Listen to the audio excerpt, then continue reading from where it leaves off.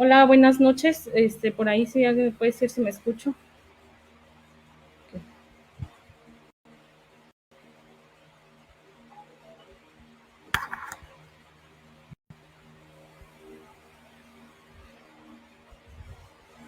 ¿Se ve?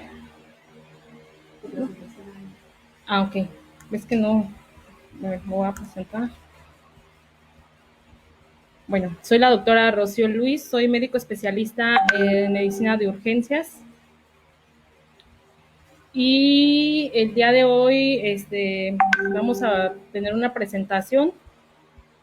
Ay, pero déjenme nada más acomodar esto, perdón.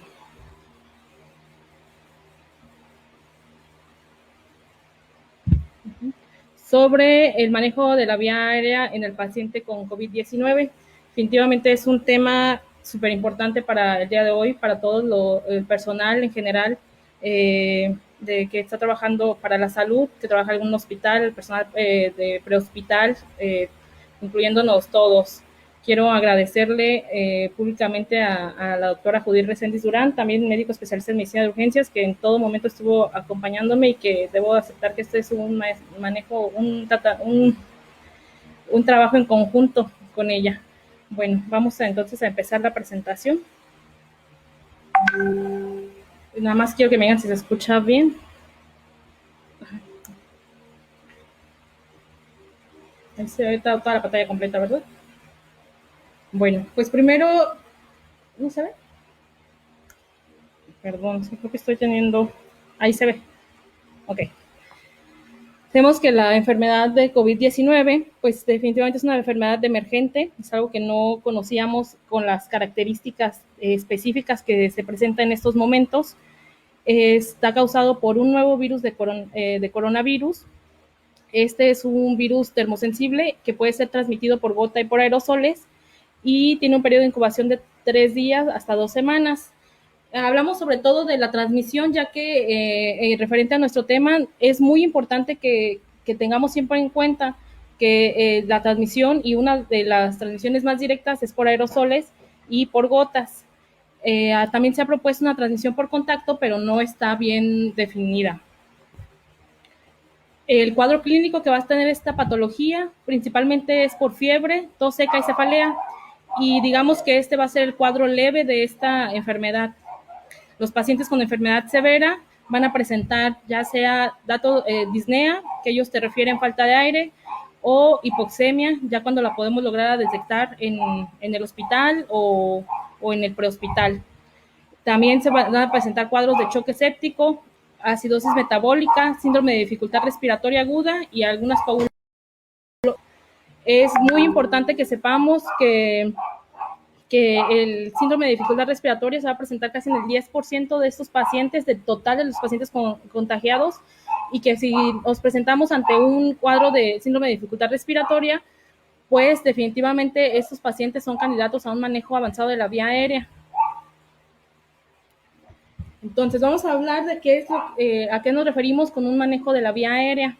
Esta es la realización de maniobras y la utilización de diferentes dispositivos que van a permitir la ventilación adecuada y segura de los pacientes. En los pacientes críticos, como ya lo mencionábamos, y que corresponde aproximadamente al 10%, dependiendo de la literatura que se consulte, entre el 5 y el 10% de estos pacientes, el manejo de la vía aérea es fundamental para su tratamiento y sobre todo para su adecuada evolución. ¿Cómo se va a realizar el manejo de la vía aérea? Pues va a depender de diferentes características en sí del paciente, la disponibilidad de los equipos que tengamos en nuestros lugares de trabajo, la destreza también de que cada persona tenga o cada prestador de servicios médicos y las habilidades del operador. De acuerdo a cómo se dé el manejo avanzado de la vía aérea, tiene un impacto directo en la morbilidad y en la mortalidad de estos pacientes.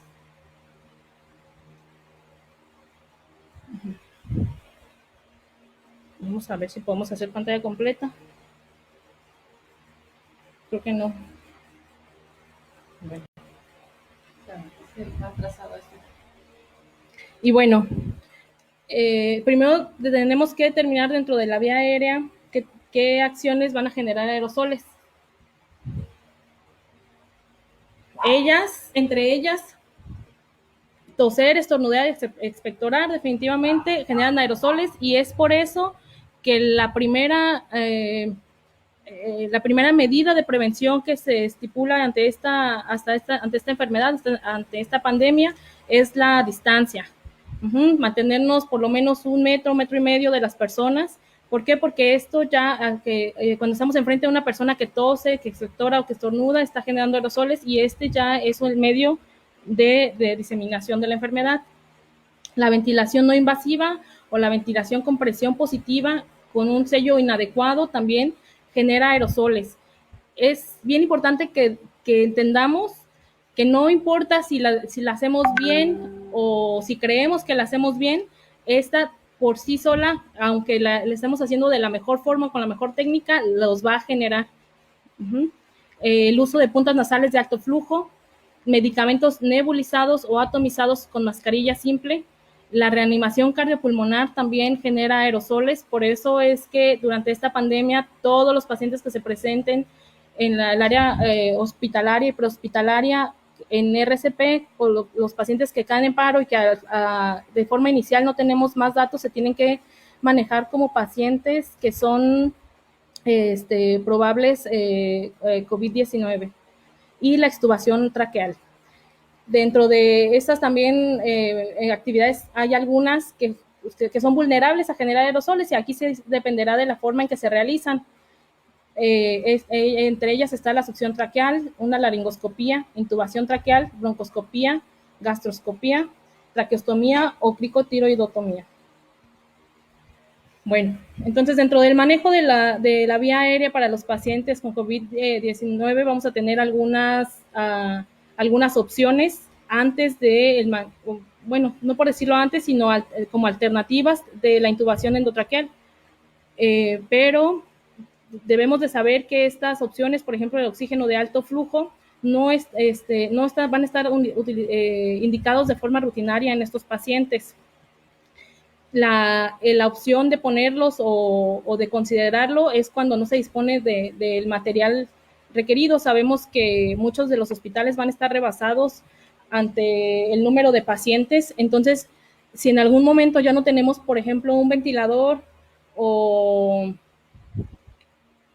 el material para la intubación, o al experto a lo mejor en la intubación endotraqueal, pues podemos darles la oportunidad a estos pacientes de manejarlos con oxígeno de alto flujo.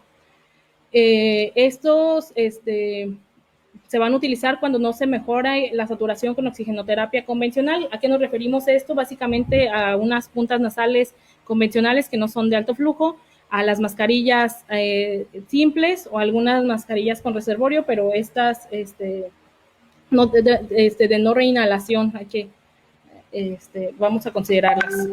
Y también cuando un paciente pues no cumple criterios para intubación. Si vamos a utilizar las puntas nasales de alto flujo, tenemos que garantizar que el sellado máximo de la interfaz, reducir el flujo de oxígeno al mínimo necesario. Siempre los vamos a poner a los pacientes las puntas más gruesas para que no haya un espacio entre su narina y la punta que puede estar exhalando aerosoles. Y definitivamente después de las puntas les tenemos que poner siempre su cubreboca o una tienda facial, dependiendo de lo que tengamos disponible en donde trabajemos, donde estemos laborando. Tienen que estar ubicados en una habitación solos. Algunos artículos te manejan o con puros pacientes que ya sean confirmados, y que esta habitación idealmente tiene que tener una presión negativa. Si no tuviera una presión negativa, tenemos que tener un cuarto completamente cerrado, que solamente ingrese a alguien con el equipo completo. Y esos pacientes se tienen que estar revalorando. La primera revaloración va a ser a la hora, y la segunda a las 3 horas, y sobre todo ver que aún no sean candidatos a manejo con intubación endotraqueal. Las contraindicaciones para el uso de oxígeno de alto flujo va a ser la inestabilidad hemodinámica, que el paciente tenga fallo multiorgánico, que tenga alteraciones del estado de alerta, y sabemos que eso se va a presentar de forma muy continua por la hipoxemia con lo que esos pacientes cursan, que tengan hipercapnia, y sobre todo cuando no se cuente con las medidas de personal necesarias para COVID-19, y más adelante vamos a hablar de cuáles son las medidas, iniciando por un N95, así como protección facial. Uh-huh. Y también que, por ejemplo, no haya personal capacitado para el uso de pues definitivamente lo va a contraindicar. La ventilación mecánica no invasiva, algunos lo seguimos poniendo aquí por la misma situación. Si en algún momento nos vemos rebasados por el número de pacientes y ya no tenemos ventiladores o ventiladores adecuados para una intubación endotraqueal o pues sí, para darles el tratamiento indicado a estos pacientes, pues podemos considerar la ventilación mecánica no invasiva, pero tenemos que considerar que esta enfermedad, y como ya lo dijimos, lo vuelvo a repetir, el 10% de estos pacientes va a tener un síndrome de dificultad respiratoria agudo, de insuficiencia respiratoria tipo 1, y son rápidamente progresivos y por lo general van a terminar con síntomas graves. Entonces, el retrasar la intubación endotraqueal va a empeorar el pronóstico de estos pacientes. Entonces, por eso realmente la ventilación mecánica no tiene como tal un soporte, una evidencia que diga que está indicada para el tratamiento de estos pacientes. Aparte de que hay mayor dispersión del virus hacia el personal, y pues eso aparte de que estamos poniendo en riesgo la vida del paciente por retrasar la intubación, también estamos haciendo un mayor riesgo para los trabajadores, tanto enfermeras como el personal de limpieza o los trabajadores que estén ahí cerca de ese paciente. Entonces, realmente debemos de considerar que no es una opción para nuestros pacientes, y siempre está revalorando hacia una intubación. Obviamente toda regla tiene sus excepciones, y habrá algunos pacientes, por ejemplo, que ya tengan en casa o que ya tengan el uso indicado de forma crónica por algunas otras patologías de dispositivos de ventilación mecánica no invasiva. Entonces, si este paciente viene aparte de su patología con síntomas por COVID, se detecta que es un COVID positivo, pues consideraríamos a lo mejor en continuarle su ventilación mecánica no invasiva y continuarlo revalorando para ver si en algún momento de su evolución requiriera manejo avanzado de la vía aérea. Algunos pacientes también a lo mejor, como ya dijimos, nos vamos a ver rebasados. Entonces, de que llegue el paciente, a lo mejor el equipo de intubación está intubando a otro paciente o no están listos, entonces se pone de forma inicial la ventilación mecánica no invasiva. Entonces es cuando a lo mejor el paciente presenta mejoría, pues no tendría caso retirársela si ya estamos viendo que tiene mejoría. Sería un caso excepcional, pero tenemos que estar abiertos a posibilidades y que tal vez sí pudiera pasar. Otras complicaciones que se pudieran considerar para el manejo con ventilación mecánica no invasiva sería, por ejemplo, falla cardíaca congestiva. Es muy importante también considerar, y que lo hemos visto personalmente en la práctica, que los pacientes no son pacientes puros. O sea, realmente cuando esto inició pensábamos que íbamos a tener pacientes que iban a llegar diciéndote que tenían tos, flema, tos seca, perdón, fiebre, cefalea, y que así, que 3 días de evolución, 7 días de evolución, y no. Realmente los pacientes a veces llegan por taquicardias supraventriculares, por simplemente dolor torácico, por ejemplo, en pies diabéticos, y aparte tener aunado una enfermedad de COVID-19. Entonces, sí hay pacientes que a lo mejor van a tener también una insuficiencia cardíaca o una falla cardíaca congestiva, y que se pudieran ser candidatos a ventilación mecánica no invasiva. Por ejemplo, cuando también haya falla de la extubación o alto riesgo de reintubación, pacientes que ya estuvieron intubados y que se extuban ya durante la evolución de la enfermedad, se logran extubar, pues a veces es cuando deberíamos de pensar si son candidatos a reintubarse, o si podríamos darles una oportunidad con ventilación mecánica no invasiva. Pero definitivamente pues eso va a depender de las características específicas de cada paciente, cuáles son las características o las decisiones para la extubación, y cuáles son obviamente las características clínicas y de estudios tanto gasométricos que tiene para considerar ventilación mecánica no invasiva o reintubarla. Y otra vez, pues la falta de equipo siempre será un factor que tendremos que considerar y que seguramente muchos de nosotros vamos a enfrentar en esta pandemia. Bueno, hablando ya como tal de intubación endotraqueal, Creo que esto es muy importante y de verdad que cuando yo empecé a hacer esta presentación me sorprendió mucho de leer esto y pues sí es preocupante porque la intubación endotraqueal como médico urgenciólogo es algo que haces de rutina. A veces una vez por cada guardia o cada vez que vas a trabajar, a veces 2 o 3 veces cada vez que vas a trabajar y no consideras que esto representa un riesgo. Sin embargo, ahorita pues es un riesgo total, ya que la intubación endotraqueal eh, te puede exponer a una carga viral alta y esta se considera una transmisión directa. Entonces, definitivamente es un procedimiento con un potencial riesgo alto de infección para COVID-19 y por lo tanto tiene que ser hecha por el experto de la vía aérea. Todos sabemos que el experto de la vía aérea de forma inicial es el anestesiólogo, entonces a medida de lo posible pues trataremos de que el más experto en donde estemos es quien tome el liderazgo de este equipo y sobre todo pues tomar todas las precauciones necesarias. Eh, y consideré muy importante poner estos los principios para el manejo de la vía aérea en pacientes con COVID-19. Tenemos que tenerlo siempre claro y antes de decidir intubar a algún paciente, tenemos que basarnos en estos principios para que tratar de que el procedimiento sea lo más exitoso posible tanto para el paciente como para nosotros y evitar la infección del personal. Tenemos que estar en un entrenamiento intensivo y esto no me refiero a todos los entrenamientos que pudiéramos haber tenido antes de que esta enfermedad se presentara. No me refiero a qué tan experto, cuántas vías aéreas tuviste antes, sino a tener el entrenamiento ahorita con las características que se deben intubar a estos pacientes, con las medidas, portando todo el equipo de protección personal y que realmente tenemos que estar practicando en los hospitales y fomentar esto de que estar practicando y practicando y practicando para que el día que tengamos que intubar a los pacientes que tienen COVID-19 lo hagamos de la mejor forma posible. Realizar una intervención temprana, esto es definitivamente clave para el tratamiento tanto de los pacientes, para considerar un mejor pronóstico para ellos, como para nosotros. Tratar de hacer una intubación programada y no una intubación de emergencia. Tener un plan meticuloso, más adelante vamos a hablar un poquito más de eso, pero tener el plan desde cómo vamos a entrar a vestirnos, cómo está el área, si ya los hospitales están en reconversión o ya terminaron la reconversión, cómo está el área designada para dónde nos vamos a vestir, dónde vamos a intubar, las características del aislamiento de estos pacientes que sean correctas. Vigilar en todo momento el control de las infecciones es también una pieza importante.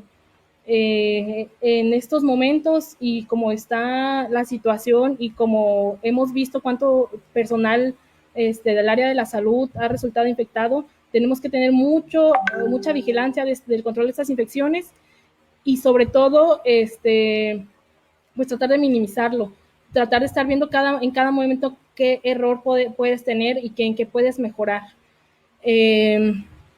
Llevar a cabo un proceso de la vía aérea eficiente, tener siempre una comunicación clara entre el equipo que vaya a realizar el procedimiento y apegarnos a prácticas estandarizadas. Realmente a veces eso también es difícil porque todos los días salen artículos y todos los días hay información nueva de lo que sí funciona o de lo que ya siempre no funciona, pero pues tratarnos de apegar a lo que dicen los expertos o los más, por lo menos con los que tienen mayor experiencia en los temas y no estar tratando de inventar cosas porque realmente eso no funciona.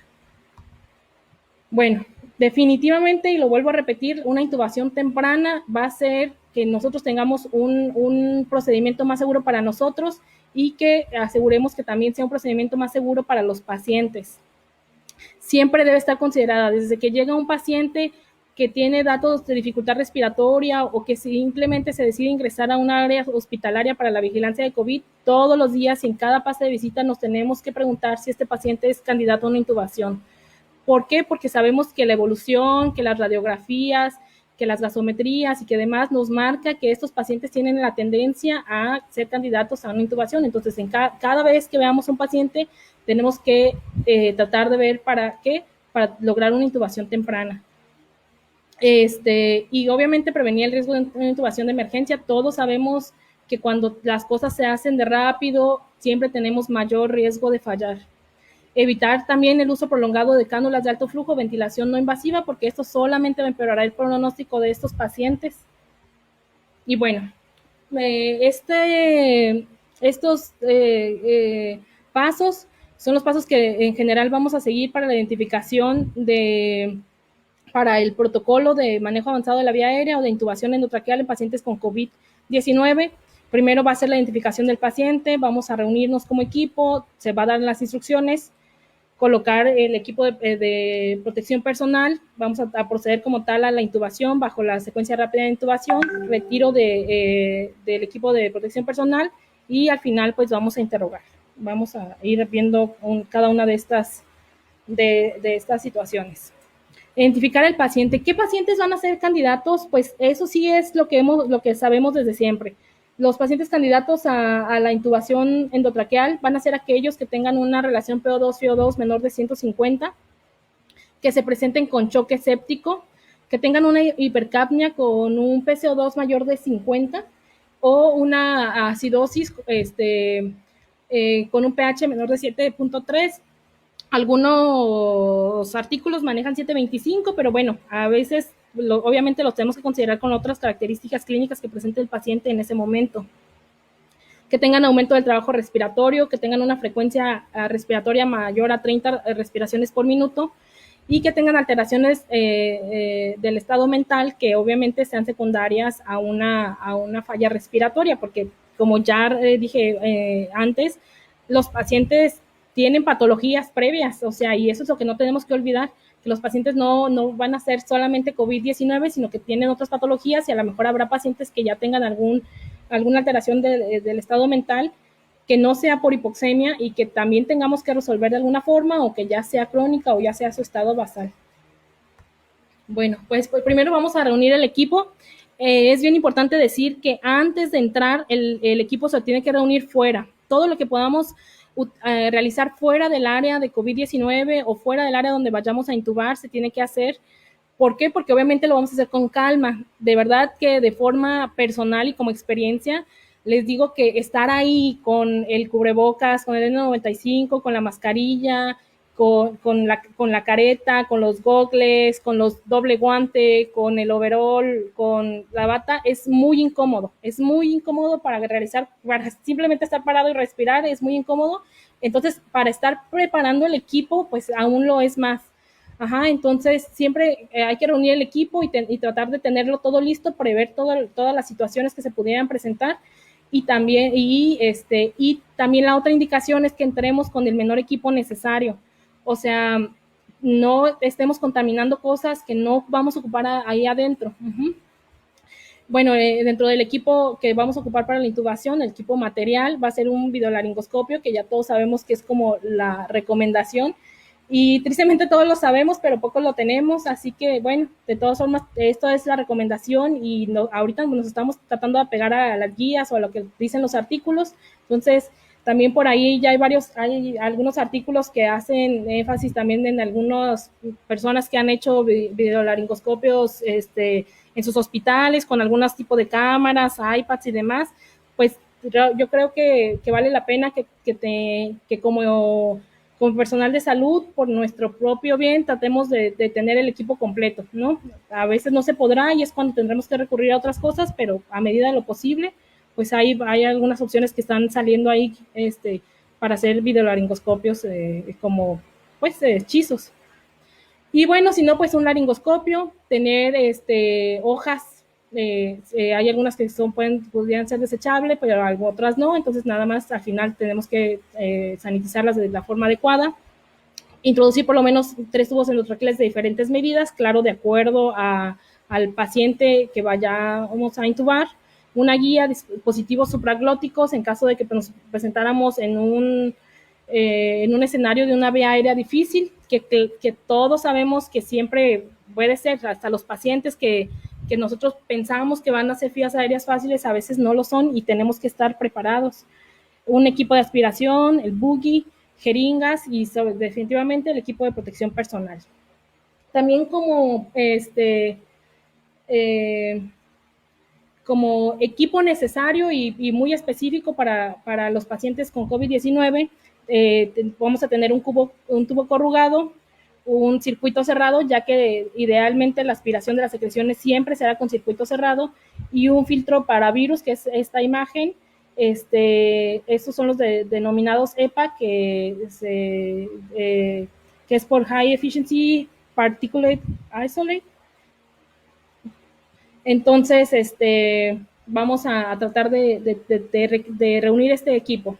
Pero también viene lo más importante, que es el equipo humano.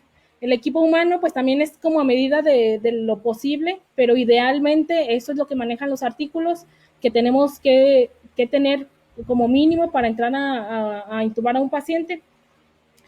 Y claro, esto igual depende de qué tanto personal o qué tanto, sí, sobre todo qué tanto personal haya disponible en cada uno de los hospitales o en las áreas donde estemos trabajando. También, obviamente, se va a ingresar el mínimo de personal requerido. Afuera tendrá que haber personas que nos estén apoyando.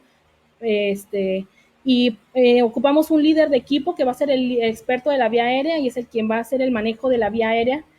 Vamos a necesitar un asistente de intubación, puede ser un médico que obviamente tenga experiencia como asistente, o un inhaloterapista. Vamos a tener un enfermero que sea quien nos va a estar ayudando con los accesos venosos, con la aplicación de medicamentos, incluso ellos nos pueden ayudar con la monitorización del paciente. Hay algunos artículos manejan un médico adicional que podría ser la opción 2 en dado caso de que presentemos una vía aérea difícil. Este es opcional, y algunos otros artículos en la revisión que hicimos dicen que este médico puede estar fuera, listo para entrar, pero a lo mejor no gastar el material de que él entre, simplemente que está ahí afuera esperando en dado caso de que se ocupara. También es bien importante que consideremos que la intubación endotraqueal no deja de ser un procedimiento, y que esos pacientes que cursan con hipoxemia y demás pueden caer en paro en cualquier momento, ya que esta es una de las causas frecuentes de paro. Entonces también en cualquier momento podríamos vernos en la necesidad de reanimar a estos pacientes. Entonces, pues también tendríamos que considerar tener un equipo completo para la reanimación cardiopulmonar. Y fuera del área, tenemos que tener un enfermero que es quien nos va a estar tomando los tiempos de atención, un enfermero corredor que nunca falta que se ocupa algún otro medicamento o demás, y que es quien nos va a estar trayendo las cosas, y una persona de seguridad. Esta persona de seguridad simplemente va a ser una persona que va a estar ahí para observar que todo se haga de acuerdo a los estándares de protección hacia el personal. Por ejemplo, si por alguna situación te tocaste la cara, él te lo va a decir cuando salgas, o te lo va a hacer notar si estás haciendo algo mal, que te estés contaminando y que sea un riesgo para ti o para cualquiera del personal ahí dentro.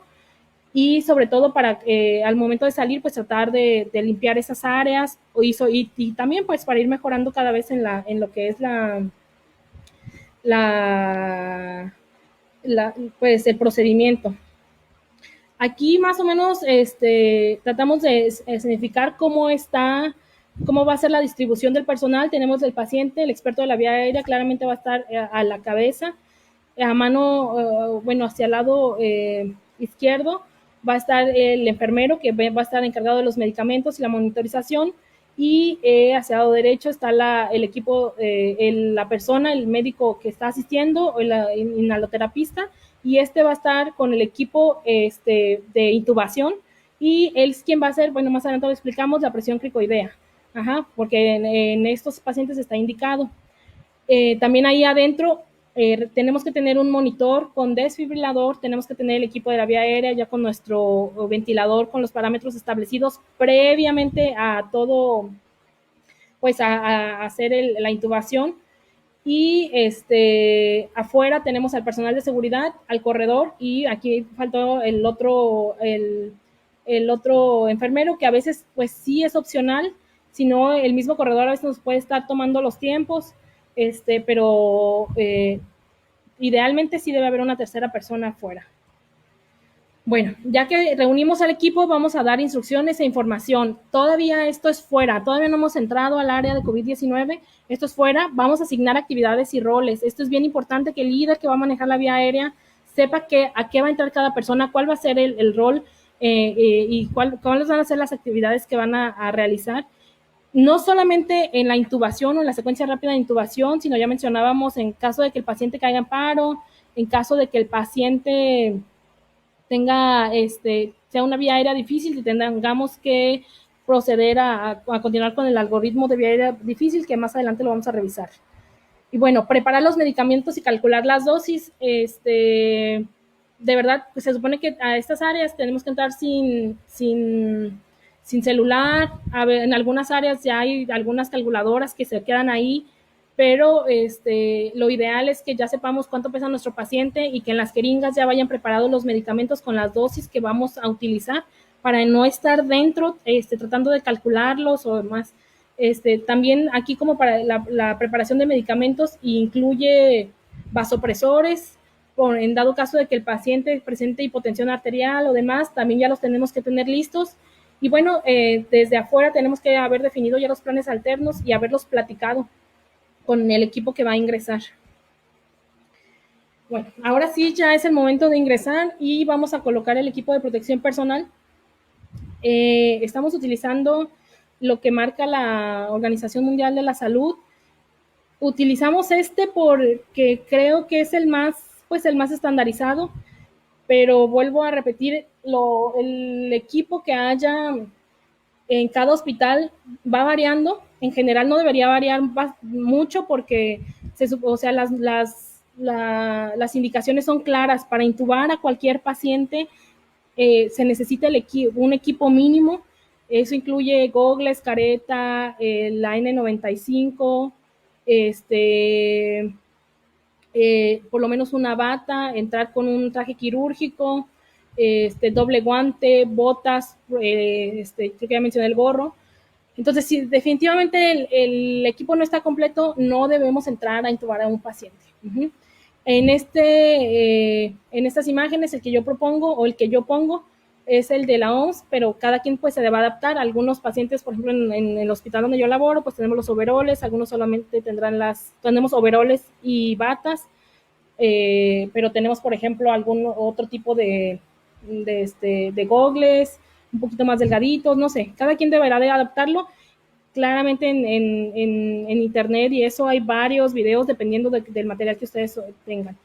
Entonces, antes de entrar, lo primero que tenemos que hacer es retirar todos los objetos personales para las mujeres, nada de aretes, nada de cadenas, porque ya sabemos que los metales son en algunos artefactos que más va a durar el virus. Idealmente no debemos de entrar con teléfonos, con lapiceros, ni demás, nada. En realidad no tenemos que entrar solamente con pues, la ropa que te llevamos puesta. Nos vamos a poner un traje aséptico, también se está recomendando que sean botas o zapatos de plástico o de goma, y que estas pues traten de estas que no te resbalas, que sean repelentes. Vamos a entrar en un área limpia y bueno, vamos a visualizar cómo está ahí el área, cuáles son los componentes, que todo lo que tenemos sea lo adecuado, que el equipo de protección esté completo, porque luego también pues eso es un problema, ya te estás vistiendo y falta algo. Entonces tratar de que todo esté completo, y bien importante, que no se me olvide mencionarlo, que antes de entrar que hay una persona que te tiene que estar revisando, que esa es la persona de seguridad, cómo te estás vistiendo y cómo te estás desvistiendo, poniéndote el equipo de protección personal y cómo te lo estás retirando. Y sobre todo también en estas áreas donde se va a realizar estas operaciones, pues debe haber checklist. Y de verdad que también de forma personal se lo digo, nosotros aquí lo practicamos aquí en casa y fuimos ahí y al momento de entrar siempre se te olvidan cosas o siempre se te van, no sé, a veces estás pensando en el paciente, en la gasometría y demás, y tienes que tener mucha consideración que si tengas todo, o sea, que no se te esté pasando nada y no hay otra forma más que alguien te esté vigilando. Bueno, te vamos a hacer la higiene de manos. La primera higiene de manos es un lavado de manos con agua y jabón. Nos vamos a poner los primeros guantes. Idealmente van a ser guantes de nitrilo, que son solamente como para exploración. Nos vamos a colocar el overall, la mascarilla facial, ya sabemos que la tenemos que presionar y tenemos que sujetarla, hacer bien la presión de arriba y tratar de hacer una prueba de inhalación forzada y que esta se debe apegar a nuestra cara. Ajá. Después nos vamos a poner los gogles, careta protectora, se vale usar los dos. Y bueno, hay algo que para cubrir cabeza y cuello. Algunas personas están solamente utilizando los gorros, también está bien, pero definitivamente sí también hay una parte del cuello que queda abierta y que tenemos que considerar. Y bueno, después la OMS maneja un delantal. Les digo que nosotros aquí podemos considerar en manejar una bata extra. Creo que sí vale la pena. Yo las veces que he estado y que he intubado, sí vale la pena traer algo extra sobre el overall. El overall ya por sí es impermeable, pero de verdad que sí terminas, nunca falta que te estás manchando con algo. Entonces, sí, y bueno, al final hay que ponerlos el par de guantes. Aquí no lo menciona la OMS, pero también yo considero que es importante poner un equipo extra de botas. Y bueno, ya que estamos adentro, pues vamos a evaluar a nuestro paciente, vamos a hacer una valoración de la vía aérea, sobre todo buscando datos de vía que pudieran predecirnos una vía aérea difícil. Y en estos antecedentes vamos a tener edad, obesidad, que el paciente ya tenga un antecedente de vía aérea difícil, que en algún momento haya tenido o no sé, alguna cirugía y que no lo hayan podido intubar. Esto se considerará que ya tienen antecedente de vía aérea difícil.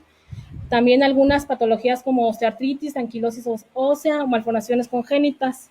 Y definitivamente hacer la exploración física del paciente, la apertura bucal, la distancia tiromentoniana, una movilidad cervical. Algunos artículos manejan que también debemos considerar el diámetro de cervical que pudiera tener este paciente. Y Mallampati, pues ya sabemos que es una evaluación que entra dentro de la evaluación de la vía aérea difícil, pero en este tipo de pacientes que consideramos que van a ser pacientes graves, pues Mallampati a veces no va a ser tan funcional, ya que pues algunos pacientes no van a seguir indicaciones. Dentro de la preparación tenemos que tener a nuestro paciente monitorizado, tiene que tener definitivamente oximetría de pulso continua, monitorización cardíaca, y también vamos a hablar un poquito de las posiciones. La posición de olfateo, que explícitamente está dirigida a alinear los tres ejes, como es el eje oral, el eje faríngeo, el eje laríngeo, va a ser la posición designada para la mayoría de los pacientes. Sin embargo, habrá pacientes con obesidad que la recomendación es la posición en rampa. Esta posición conduce a la alineación horizontal entre el meato auditivo externo y la escotadura external. Y bueno, esta posición es la que nos va a facilitar el manejo de la vía aérea en pacientes con obesidad. La preoxigenación, pues definitivamente la preoxigenación es algo de lo más importante y de lo que está cambiando dentro de esto manejo de la vía aérea avanzada en pacientes con COVID-19. Vamos a administrar FiO2 entre el 80 y el 100% durante 5 minutos y idealmente hay varias técnicas. Incluso podemos utilizar una mascarilla facial simple, una mascarilla de no reinhalación se debe evitar, pero si por lo general no tuviéramos alguna otra opción, pues, y tuviéramos que tener la ventilación con presión positiva, hay que ser específicos en que tenemos que hacer un sello con 2 manos, como se ve en la imagen, y que debemos cubrir en su totalidad la boca y la nariz del paciente para evitar aerosoles. Y eso solamente lo vamos a utilizar en casos de hipoxemia severa, pero bueno, como ya mencioné varias veces durante la presentación, la hipoxemia severa pues va a ser una característica en estos pacientes. Entonces, definitivamente aquí tenemos que estar seguros de que yo estoy, o bueno, el que está haciendo el manejo avanzado de la vía aérea está presionando con 2 manos y ya está haciendo una presión importante y alguien le está ayudando a insuflar. Bueno, dentro de la medicación, pues también aquí es donde podemos variar un poquito. La lidocaína, como ya lo conocíamos, usualmente se usa para pacientes con hipertensión intracraneana y en niños se usaba mucho para vasoconstricción refleja, es a 1 miligramo kilogramo.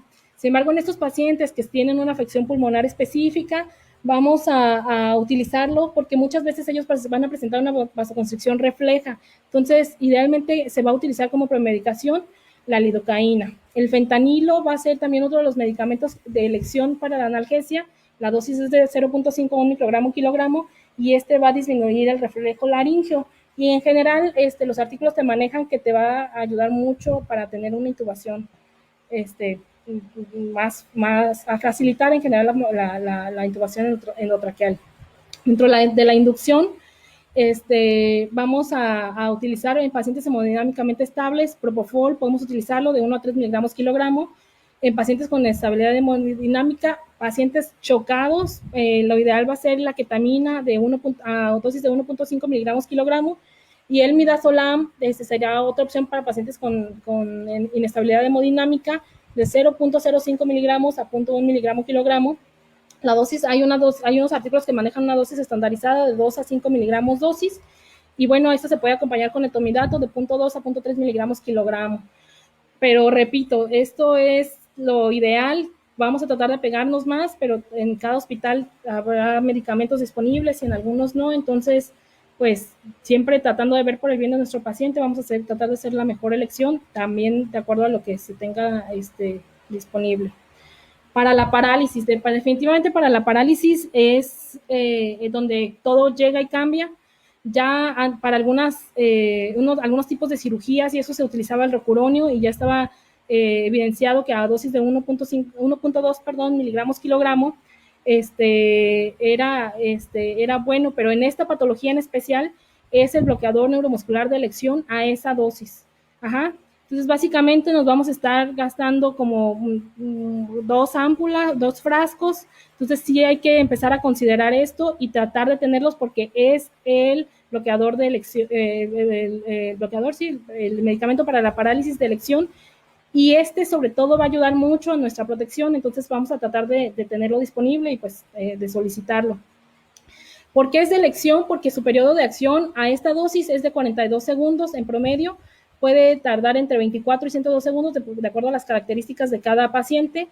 Y la aplicación, ya no en la secuencia rápida de intubación, por lo general esperábamos después del inductor 3 minutos. En cuanto veamos que el paciente tiene pérdida de la conciencia, vamos a aplicarlo y 1 minuto después deberíamos estar haciendo la laringoscopía, porque ya vimos que va a tardar 42 segundos en actuar. Entonces, aplicamos ya sea midazolam, por ejemplo, aplicamos midazolam. En cuanto el paciente pierde la conciencia, aplicamos rocuronio y al minuto estamos haciendo la laringoscopía. Ese es el orden y esa es la forma en que lo tenemos que realizar. Ajá. ¿Por qué? Porque en cuanto el paciente esté bloqueado completamente, va a ser una intubación muchísimo más segura para nosotros. Ya no va a haber tos, ya no va a haber el reflejo. Entonces, idealmente también ya no debería haber incluso como vómito. Entonces, es ahí cuando tenemos que hacer la laringoscopía.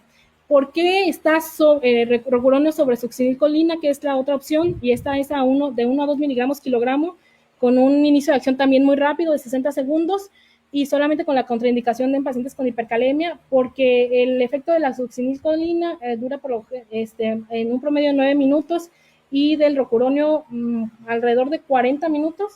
Entonces, esto nos va a hacer que mientras conectamos al paciente al ventilador y demás, sigamos teniendo un paciente bloqueado, que no nos va a toser, que no nos va a vomitar.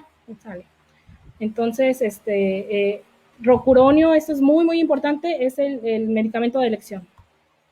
Y bueno, paso tubo. Dentro del paso del tubo, ya sabemos que tenemos que hacer la laringoscopía con un videolaringoscopio, que en esta ocasión está indicada la presión cricoidea por el asistente de intubación. Lo tiene que tener experiencia realizándosela y eso es para evitar el reflujo gastroesofágico. En esos pacientes, o si en algún momento veamos que no vamos a lograr pasar el tubo o es una vía aérea a lo mejor anterior, vamos a considerar el uso del buggy. Algunas técnicas que se han descrito en algunos artículos es pinzar el tubo, pedir incluso una pinza. Yo lo vi con una Kelly, pero eso también pues hay que ver que no dañemos el tubo. pinzar el tubo y solo despinzarlo ya que está conectado al ventilador, al circuito del ventilador. Algunas otras técnicas, a lo mejor ya mucho más caseras, es que a una jeringa de 20 o de 10 le quites el émbolo, la partecita esa negra, y lo colocas. Todo esto también va a depender si ocupas guía o no ocupas guía. Entonces, también antes de hacer cualquier maniobra o hay que inflar el globo, porque si no por ahí también van a estar escapando aerosoles. Insuflar el globo del tubo. Bueno, voy a hablar un poco porque esto sería aquí en paso del tubo, del uso de la caja de aerosoles. En el New England Journal of Medicine se publicó como experimento que hicieron. Lo que ellos hicieron fue poner en un maniquí y tratar de hacer una laringoscopía, un globo con 10 mililitros de este material fluorescente, y entonces ellos aplicaron oxígeno hasta que el globo estalló, y esto simulaba una tos, un reflejo de tos de un paciente. ¿Qué determinaron ellos? Que el tinte fluorescente, por ejemplo, para los pacientes, para los médicos que solo estaban intubando, pues ahí se ve en la imagen cómo quedaba en toda la cara, quedaba en el gorro, en el cabello, en los oídos. Entonces realmente la protección no era suficiente. Además, alrededor del paciente, en el piso, se encontró la fluorescencia a 1 metro en diámetro, y en los monitores que estaban ahí cerca del paciente, que estaban incluso a 2 metros, también se encontraron material fluorescente. Entonces quiere decir que si nosotros estamos intubando a los pacientes así de forma como abierta, vamos a estar contaminando hasta 2 metros. Ajá. Entonces por eso se consideró el uso de estas cajas. Voy a poner aquí estas, perdonen las fotos, pero es algo de lo que tenemos donde elaboramos. Son opciones de las cajas de aerosoles, y lo que se está utilizando. En algunos otros países están utilizando bolsas y demás, pero el chiste es no tener un contacto directo. Las especificaciones varían de acuerdo a dónde las hacen, pero sí hay publicadas ya las medidas y demás. En general no son muy costosas, algunos hospitales las han donado, como es donde yo trabajo, y sí funcionan, y pues es una protección extra. Entonces sí están indicadas las cajas.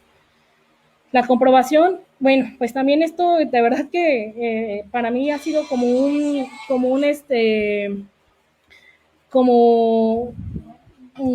problema, porque la comprobación, algunos artículos pues la manejan como lo tradicional, ¿no? La auscultación pulmonar con adecuada ventilación bilateral, pero bueno, a veces tienes tu gorro, tienes el overall y quieres escuchar si un paciente ventila. Lo otro es, metes tu equipo, utilizas algún estetoscopio que es específicamente del área de COVID, pero tiene que ir a tus oídos. Entonces creo que no es lo ideal utilizar la auscultación pulmonar. Tenemos que ver alguna otra opción, y esa es pues la capnografía o capnometría, ver mediante ultrasonidos el deslizamiento pulmonar, y que la punta del tubo, bueno, ya la radiografía, que obviamente no podemos esperar tanto la radiografía, pero sería como una doble verificación, que el punto orotraqueal está 2 centímetros por arriba de la carina. También aquí no quiero que se me pase decir que la primera verificación de que un tubo está donde debe de estar es la persona que lo intuba. Tiene que estar segura de que vio las cuerdas vocales y que lo pasó por ahí. Ajá, esa es la primera verificación. Y bueno, ya a medida de lo posible y de acuerdo pues a los escenarios, algunas veces sí tendremos que auscultar y ver cuál será la mejor forma de hacerlo, y sobre todo la adecuada desinfección del material que estemos poniendo ahí en contacto con las secreciones del paciente o con el mismo paciente. Habrá situaciones en las que nos demos cuenta que el tubo no está, y para eso tenemos que pasar al algoritmo de vía aérea difícil. Entonces aquí vamos a pasar de forma rápida. Primero, pues obviamente si pasamos por el algoritmo, vamos a ver la lista de verificación, vamos a tener un plan estratégico para el manejo de la vía aérea difícil, y ya sabemos que lo está haciendo un experto de la vía aérea. Y bueno, tiene que tener, ya mencionamos, la monitorización, la posición de la cabeza en rampa si es posible. Ya hicimos la evaluación de la vía aérea, ya preoxigenamos con puntas de alto flujo, evitamos lo más posible la bolsa válvula mascarilla, y tratamos siempre de mantener una saturación entre 90 y 96, 97%, depende del artículo que se consulte. Y bueno, lo vamos a hacer mediante un circuito anestésico y parece, por ejemplo, un Maple-Son-C, y siempre mediante el tubo corrugado, que es de intercambio de calor y humedad, y siempre teniendo en cuenta los filtros CEPA que ya habíamos mencionado. Bueno, hacemos la laringoscopía al primer intento. Algunos artículos mencionan máximo de 3 intentos, otros te dirán que solamente 2 intentos, ya con las medicaciones que ya mencionábamos. Y obviamente lo ideal sería tener el videolaringoscopio, y siempre hacer la presión cricoidea. Bueno, de ahí vamos a tener, si tuvimos éxito, checar la inserción adecuada de la zona endopleural, ya sea con estetoscopio o con ultrasonido, pero si no, aquí es donde empezamos con los problemas. La primera falla, vamos a solicitar ayuda, ya sabemos, como lo mencionábamos hace rato, habrá a lo mejor un segundo intubador que deba estar ahí, o alguien más experto, que en teoría debió de haber entrado la persona más experta en el hospital, y bueno, ahí va a ingresar. Debe también colocarse el equipo de protección personal, hacer la verificación completa, y siempre desde este momento ya que tuvimos una laringoscopia fallida, empezar a considerar una vía aérea quirúrgica. Bueno, si por ejemplo se declara una intubación fallida, tenemos que tener el plan B o C con una oxigenación de rescate. ¿Cómo vamos a hacer esto? Ya mencionábamos una mascarilla facial a 2 personas con una presión a 2 manos y alguien que está ayudando a insuflar la bolsa. También tenemos que haber considerado los dispositivos supraglóticos de segunda generación, y otra vez vamos a tratar de hacer una laringoscopía máximo 3 intentos, y si no, vamos a cambiar de dispositivo o de operador. Si tuvimos éxito, solicitamos ayuda, o si no tuvimos éxito, tratamos a lo mejor de despertar al paciente, que obviamente en esta situación es muy complicado porque son pacientes que se requieren la intubación y que definitivamente vamos a tener que considerar mejor otro dispositivo para el manejo de la vía aérea. Y ya les dije, de forma secundaria va a ser el dispositivo supraglótico. Estos van a ser de segunda generación. Si ya entramos en una parte de emergencia donde no intubo y no ventilo, que como tal es la definición de vía aérea difícil, no puedo intubar, no puedo ventilar, pues extendemos el cuello, hacemos continuamos con el bloqueo neuromuscular y hacemos la consideración de una cricotiroidectomía con bisturí. Bueno, el equipo de vía aérea son dispositivos supraglóticos, es ventilarlo mediante la bolsa, válvula, mascarilla. Estos todos siempre tienen que estar acoplados a un filtro EPA. El uso de dispositivo de segunda generación, y van a estar recomendados como un método de rescate. Y que sea con un buen sellado, tenemos que tenerlo en cuenta, siempre va a disminuir mucho el riesgo de aerosol del virus. Bueno, dentro de los cuidados post-intubación, vamos a fijar el tubo endotraqueal. Siempre tenemos que tener los signos vitales del paciente, ver que durante el proceso de intubación no haya caído la presión arterial, iniciar una adecuada analgesia, ventilación mecánica protectora, que definitivamente es otro tema muy importante para estos pacientes, la colocación de sonda nasogástrica a todos los pacientes, de verdad es importante porque eso también va a disminuir la generación de aerosoles, recolectar el material reutilizable, desechar de forma adecuada el que sea desechable, y realizar la forma adecuada de desinfección de este material que vamos a reutilizar. Y definitivamente la otra parte muy importante es el retiro del EPP. Vamos a retirarnos todo el equipo de protección personal, otra vez vigilados por una persona con una checklist ahí, y incluso a veces nos pueden ir diciendo, vas a hacer esto y enseguida vas a hacer esto y esto. De verdad, les repito, es bien diferente estar ahí y crees que lo sabes y que lo manejas, pero cuando estás ahí o cuando algo sale mal, a veces pierdes la concentración y no hay como tener a otra persona. Vamos a hacer la higiene de manos, quitamos el delantal o la pieza que tengamos por fuera, y puede ser la bata. Después, higiene de manos, también bien importante que recordemos que posterior a cada procedimiento vamos a hacer una higiene de manos. Vamos a quitar lo que está cubriendo la cabeza, ya sea un gorro o el mismo gorro del overol, sin tratar de contaminar la cara, siempre hacia afuera y enrollándola hacia atrás. Y vamos a tratar de desecharla de forma segura, siempre sin tratar de tocar nada de nuestro cuerpo. bueno, saquemos el overall junto con los guantes externos, también enrollándolo hacia atrás, y posterior a eso hacemos la higiene de manos. Aquí está más o menos la indicación. Lo podemos ver en imágenes y demás, pero no hay como practicar y practicar.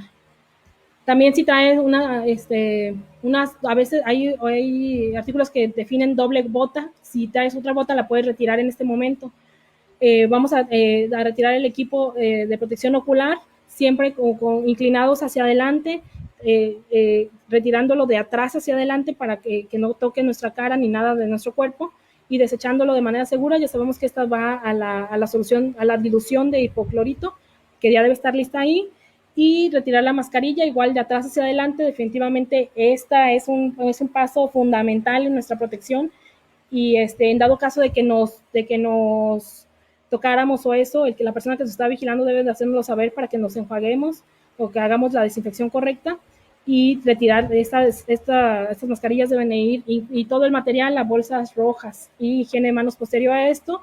Después sacamos las botas antes de salir y dar el paso hacia afuera del área gris. Higiene de manos, y después, por último, lo único que nos quitamos fuera ya en el área blanca van a ser los guantes, con una adecuada técnica y desechándolos de forma segura.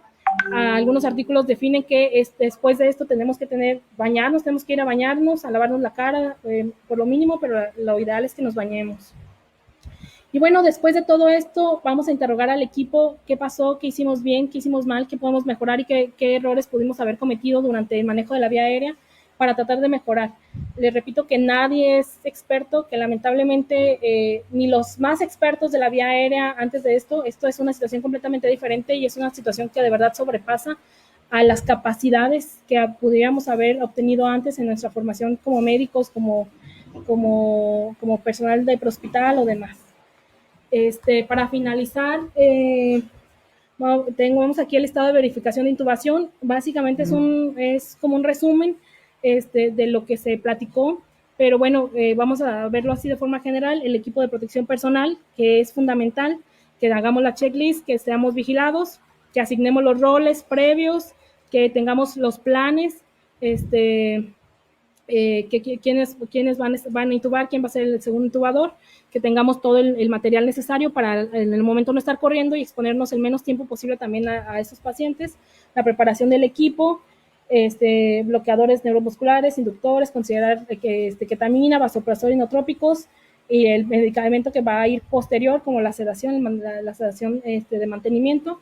Prepararnos para una vía aérea difícil, enfocarnos en un plan B o C si es que la primera laringoscopía fallara, o si incluso vamos a tener que hacer una vía aérea quirúrgica, que eso en algunos algoritmos incluso corresponde a los cirujanos.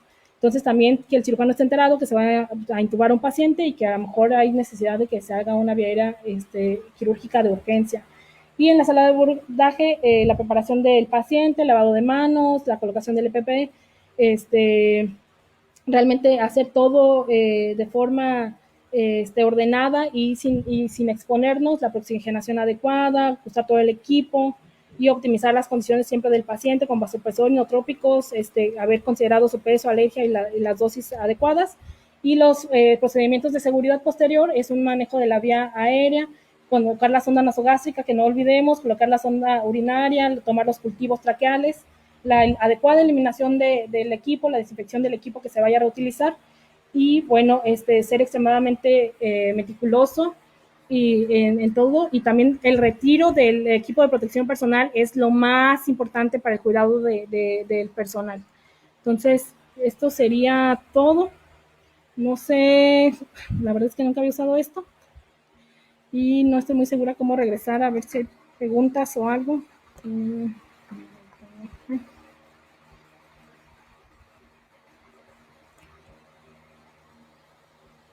No sé. Bueno, vamos a cerrar.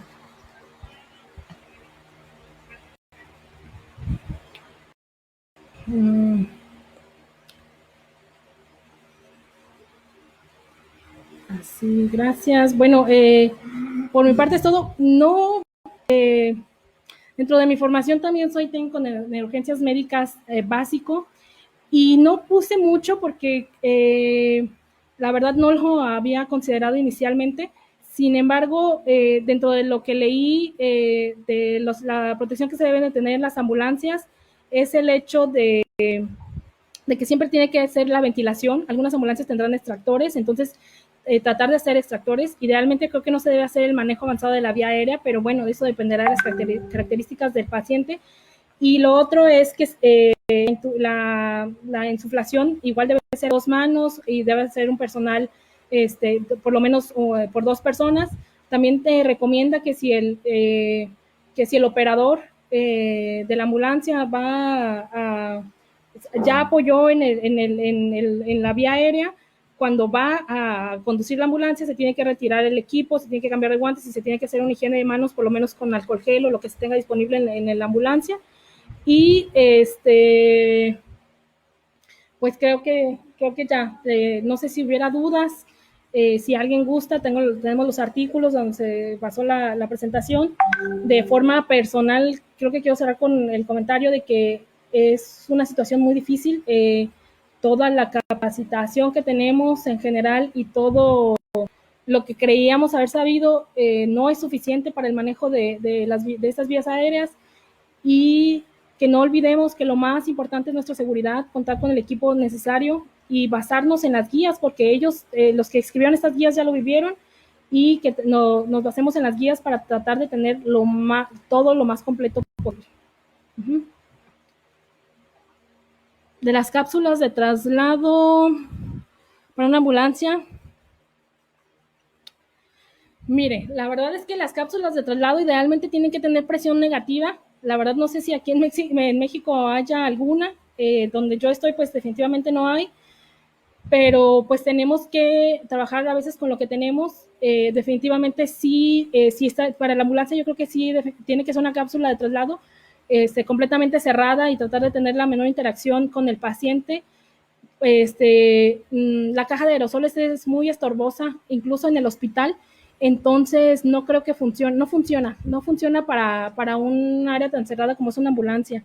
Entonces, si incluso en el área de hospital hay que estar maniobrando bastante, en las camas que son anchas en el hospital quedan grandes o a veces estás lastimando al paciente. En la ambulancia definitivamente creo que estas cajas no serían una opción, sería más bien las cápsulas de traslado, y también pues obviamente siempre trasladar a los pacientes con su cubrebocas y demás, tener las recomendaciones. Sí, eso sería lo que yo pienso, y de acuerdo a lo que hemos visto y leído y en la poca experiencia que hemos tenido con los pacientes, sí, más bien una cápsula de traslado que, repito, idealmente tienen que tener presión negativa. Y lo otro es que también hay que considerar cuál va a ser la desinfección adecuada de estas cápsulas de traslado, porque no solamente es trasladar a los pacientes, sino llegar y desinfectarlas. Hay que ver si se pueden voltear o de acuerdo a la que tengan en cada lugar. Uh-huh. Gracias, Waldo. No sé si hay otra pregunta, y si no, creo que sería todo. Muchas gracias a todos. Cuídense mucho, cuiden a sus familias, quédense en casa, por favor. Gracias.